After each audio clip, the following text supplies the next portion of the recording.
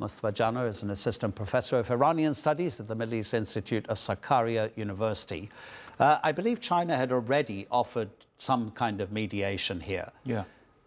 But China may not be an impartial observer because of its friendship and relationship with Iran. A mediator might find this impossible at this moment to bring the two sides to any sort of understanding. Yeah, here's an honest opinion.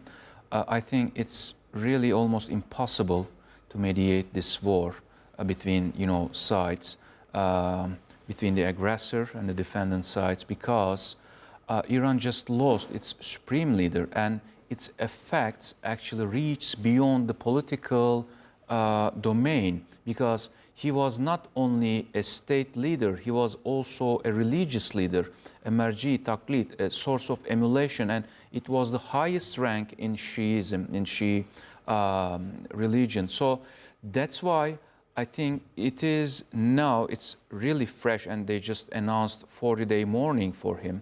It's really fresh, want in Iran. That's why I think they will continue to attack. It's not up to Donald Trump administration to finish that war right now, because Trump always mentions he's going to finish it, 2 weeks, 4 weeks. He's designating a time frame, but it's not really, it doesn't depend what Trump will do. It's now the ball is in Iran's court, and they're gonna decide, because they just lost their supreme leader. And it has also another dimension. When you take out a population, a country's supreme leader, religious leader at the same time, not only a head of state, you could expect unintended consequences from other parts of the world, because Shia population, they don't only live in Iran, they live in Pakistan, Afghanistan, Bahrain, Iraq. So it will bring some unintended consequences, some repercussions, and it has a potential, this war, to be, a religious war soon. So how do you contain it? With only mediation, with only we know that diplomacy didn't work in the first place. So diplomacy was only for, buying time when they are preparing for war. So we know that this whole, the biggest military buildup since the Iraq war was not only, it was not a bargaining chip only, during this diplomatic process. They were preparing for this massive, war. So I don't think that Iranians will trust again diplomacy in the short term. And since they just lost their supreme leader, religious leader, they are not ready to talk to aggressor part. So I don't think that it's going to work.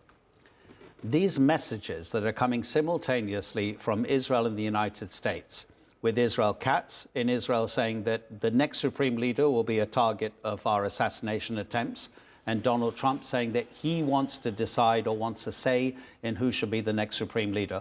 Already he said Mojtaba Khamenei, the son of the late Ali Khamenei, is not acceptable to him. Is there something more than just the words behind there, Mustafa?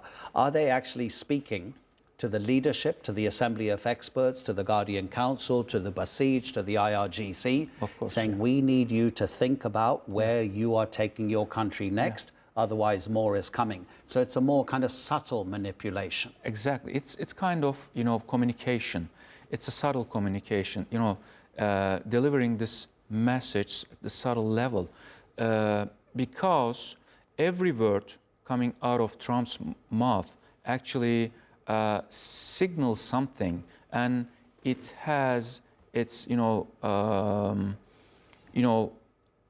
Trump says something, the Iranian part receives it in a particular manner, in a particular style that Trump wants to, Trump does mean that or that. So when he exposes his preference over who should be the next supreme leader of Iran, the Iranian side, at least Donald Trump's expectation is like that, the Iranian side should revise their decision or, maybe consider other alternative names rather than Mojtaba Khamenei. But it's really difficult, almost impossible to penetrate the Assembly of Experts' decision, influence it. It's really impossible because these are religious personalities, and these religious personalities are ready to become martyrs, and majority of them almost, over 80 years old. So they don't have anything to lose. They just want to become martyrs if, the enemy, quote unquote, attacks them. So it's a religious matter. I don't think the Donald Trump administration is able to influence their decision because it's highly debated who is going to be the next supreme leader. It's up to Assembly of Experts. These are all clerical personalities, religious men. So I don't think that Trump is able to, appoint or at least some level influence their decision. Yeah. Pete Hegseth says we didn't start this war. He says, but we're going to finish it, speaking as an American. Yeah. He said it's been going on for 47 years.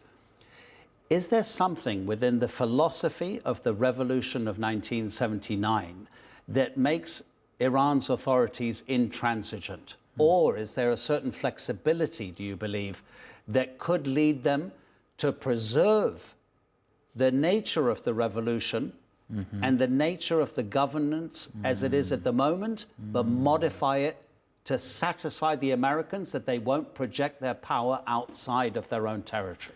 It's really a great question. It captures the really deep essence of the Iranian regime because, yes, it has, they showed some flexibility. They stretched before. Remember the Iran-Contra affair? Yeah. It turned out that they secretly, bought weapons from the United States. And we know that they were actually in coordination with the United States in the Afghanistan war and in the Iraq war because Taliban was also adversary for Iranian system, and also Saddam Hussein was Iran's enemy. So sometimes their interests converge, and they could work in coordination with each other, not explicitly, of course. Yeah. But the system has this flexibility, and it is called. Sorry, I forgot the Arabic name. Don't worry. Because it was not Persian. It's Maslahat. Right. Maslahat, yeah, okay. So it's called Maslahat. So they can show some flexibility. But it's too early to determine because it's a freshly happening, it's a fresh wound. They just lost their supreme leader, Ali Khamenei. They are mourning. So it's really early to show or demonstrate absolutely some, it would seem forced upon them flexibility. So we should have to we will have to wait and see in the coming days, and it also will be dependent on the situation on the ground. So if the United States fails so badly, maybe it will influence their decision should they proceed or stop at some point. It's really complicated, but yes, the Iranian system has that flexibility, and if they didn't have that, they wouldn't survive so far 47 years. So I believe that they are evaluating every option, and as you said clearly, every message, every remark from Donald Trump's mouth, actually it's a kind of a communication, a subtle communication between these two parts. So we will wait and see. We may be the first two people in the world to call Donald Trump subtle, Mustafa. Thank you very much indeed. Really appreciate it.